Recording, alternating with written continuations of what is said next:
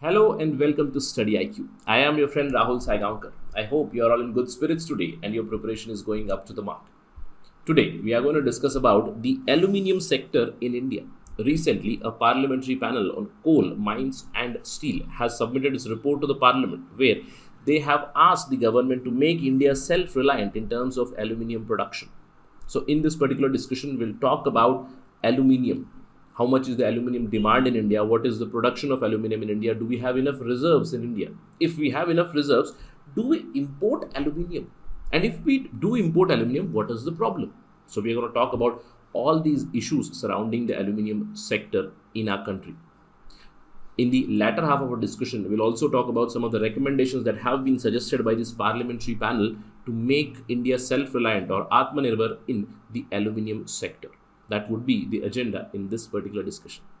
And if you're preparing for competitive exams like UPSC Civil Service Examination or State PSC where subjective questions come, a simple question might be set up regarding the aluminium sector. Discuss the status of aluminium production in India. Why do we import aluminium from other countries? Do we have dependency on China for aluminium? What are the uses of aluminium? And what can be the measures or some of the steps based on which we can improve aluminium production in our country? Now, to answer to all these questions, you will get enough fodder in this particular video. And do remember, if you're preparing for the examination, do visit our website studyiq.com. Alternatively, you can also download our app from Google Play Store where you will get all the information about us. We have courses for various competitive exams which will make your preparation sound and will enhance the probability of you clearing the examination. Do remember to check out with the code Rahul33. Whenever you buy any course, use the coupon code Rahul33, capital RAHUL 33 without any spaces. You will get a huge discount of 33% across Study IQ platform on all the courses. Remember, on all the courses. Right, let's begin our discussion. As I told you, the news is that recently a parliamentary panel has given its report to the parliament where they have asked for giving faster green clearances, especially for the aluminium sector. Why this has been done, let's try to understand. But which was the committee? Departmental Standing Committee connected to coal, mines and steel, which was headed by Sri Rakesh Singh. They submitted a report. This is the title of the report, 31st report to the 17th Lok Sabha on the subject of development of aluminium as well as copper. But we are discussing here about aluminium, right? So if you want, I can share this particular report with you on Telegram channel with the ID @RahulSai222. Please remember this. In fact, you can download it from Lok Sabha website also. This entire discussion is based on the report itself.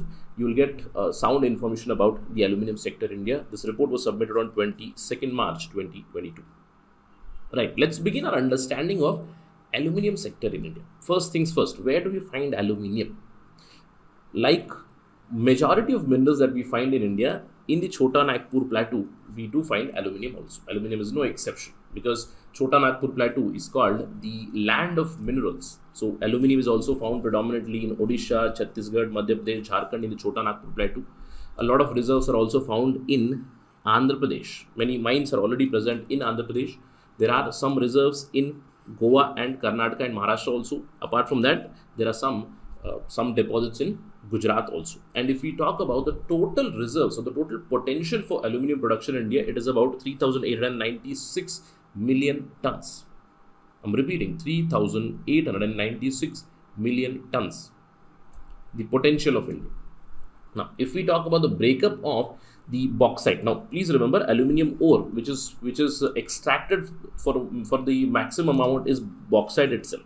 In fact, do let me know in the comment section. Are there any other ores of aluminium? Right, on the back of my mind, I do remember alunite, kaolinite. Right, there are so many ores, but the ore which has been used extensively is bauxite. And of course, we use the similar process called smelting. We use it for iron also. Similar kind of a process is used, but there are some specific things about aluminium extraction. But the most important ore is bauxite. So where do we find bauxite reserves? I told you in the Chota Nagpur Plateau. How much is the total reserve? We have 3,896 million tons of total reserve. But how much has been explored? How much is the proven reserve? 434 million ton.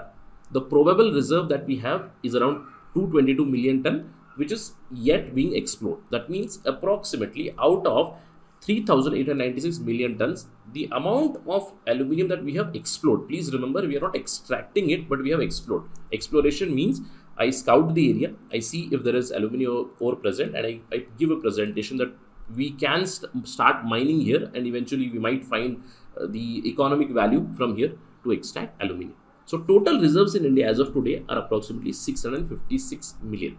This has been highlighted by the parliamentary panel. Out of the total reserve, only 17% of the reserves are actually total reserve. That means we are not utilizing about 83% of the reserves.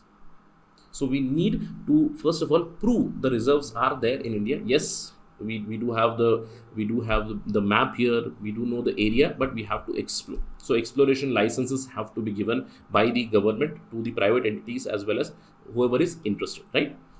Reserves are there. But the next question, we have the total reserve, proven reserves plus probable reserves, approximately 656 million tons. How much are we producing? You will be shocked by this. This is the last 10 years data from 2010 to 2020. The last 2 years have been quite handsome. We have reached to approximately 3.6 million tons in year 2019 and 2020 both. But the last 10 years data, you will see we are going in the upswing. But please remember, out of the proven reserves, we are just extracting about 3.6 million tons, and our demand is more than double. Approximately 8 million tons is something that we need. That much of aluminium we need, we are not producing enough. Please remember that. And apart from this, the report also highlights who are the major producers. The three major producers in India are NALCO, National Aluminium Company Limited, Hindalco, then there is Vedanta. Of course, Vedanta is something which has been privatized. Before Vedanta, it was Balco, and all these three combined together have a total capacity of production approximately 4 million tons. So we have reached to 3.6 million tons. I told you the total production of primary aluminium metal during FY 1920 and FY 2021 is approximately 3.6 million ton each year, somewhere around 3.61, 3.62 million tons each year. And if we look at India, how much of aluminium per capita we use, right? Per person, how much aluminium we use? It is approximately 2.5 kg per person. Usage of aluminium is 2.5 kg, and the global average is very, very high. It is about 11 kg. As I told you, aluminium has extensive usage. It's not just used for electrical purposes. Of course, it is used in electrical purposes. There are utensils which are made. Aluminium is very light. Aluminium is used to make other alloys which are very useful in aerospace industries. Aluminium is used in railways. If you just go to railways, I'm quite sure you must see aluminium almost everywhere, right? Even wherever you're sitting, just try to observe where to use aluminium. You will find some pieces of aluminium around you for sure, right? So extensive usage is there, but still per capita usage of aluminium is very, very low in India. It is only 2.5 kg per person. This has been highlighted by the report. Apart from that, in India, we have a problem of low production, of course, but the demand is higher, so we have to import. This is quite ironical. We have huge reserves of aluminium, but still we import, and you will again be shocked that the imports of aluminium have been consistently high year on year. Around 60% of domestic consumption in India is mostly dominated by imports. And again, you will be surprised, import of scraps. Please note this, import of scraps. It constitutes about 66% of our total imports. It's not the finished products of aluminium that we are importing. We are importing scraps of aluminium from other countries, which is quite surprising. In fact, the total aluminium imports, including the scraps, in the financial year 2021 was about 2.06 million tons as compared to 2.15 million tons in the previous year. This is again quite sad. The import of scrap has been on uptrend continuously. The scrap aluminium that we are getting from other countries, that means the waste that other countries, the waste aluminium that other countries are leaving, we are getting. Right? That has also been increasing. In 2015, it was 0.867 million tons. Now, in 2020-21, it is 1.37 million tons, and it is continuously growing. Please remember, India imported aluminium worth $4.4 billion, out of which we imported maximum from China, where China supplied approximately $1 billion worth aluminium to India, and again, scrap also included. So it's quite strange, isn't it? We have good reserves. We are not exploiting it. We have proven reserves, but we are not utilizing it continuously. We can explore further, but again, there is something wrong going on in the aluminium sector, which has been highlighted by this particular parliamentary panel. They have highlighted that aluminium demand is continuously going to grow up, right? It is going to go up continuously. Railways has a demand. Railways demand is going to increase in the next 5-year period. Railways are going to spend 8.5 lakh crore on the train cars, on increasing the speed of the train, on driving energy and cost efficiency. All these things will require aluminium. In the transport sector, again, we are investing heavily. The PM Gati Shakti plan, it talks about transport, power. In each and every sector here, aluminium would be needed. Talk about consumer durables and packaging. I told you, simply go out and get a parcel of your food. You will have aluminium foil there, right? What are the rotis packed in? The rotis are packed in that aluminium foil itself. So we have huge demand for consumer durables, for packaging. There is a lot of demand in aerospace and civil aviation because we have surpassed UK recently as the third largest aviation market. So we do know aluminium based alloys are used in aerospace. So this demand is going to go up continuously and we need to be ready for this. Right now we import huge amount of aluminium despite having a lot of potential in our country. So to become Atmanirbhar, this particular parliamentary panel has highlighted something that yes, the government is doing a lot of things. The government has brought the MMRDA, Mines and Minerals Regulation Development Amendment 2015, where district mineral foundations have been set up. National Mineral Policy has been brought in 2019. There has been introduction of non-ferrous metal import monitoring system. So how are we monitoring non-ferrous metal imports? From where are we importing? All this is being monitored. Ease of doing business is being improved. Non-ferrous metal scrap recycling framework has been brought. These things are commendable, but despite all these, we need few more things that has been highlighted by this committee. Now, what are the recommendations of parliamentary panel? They have highlighted that we have huge reserves here. Again, these are proven and probable reserves of 656 million. But this also is 17% of whatever reserves are there in India. The problem with aluminium sector here is that the grant of mining lease is not done quickly.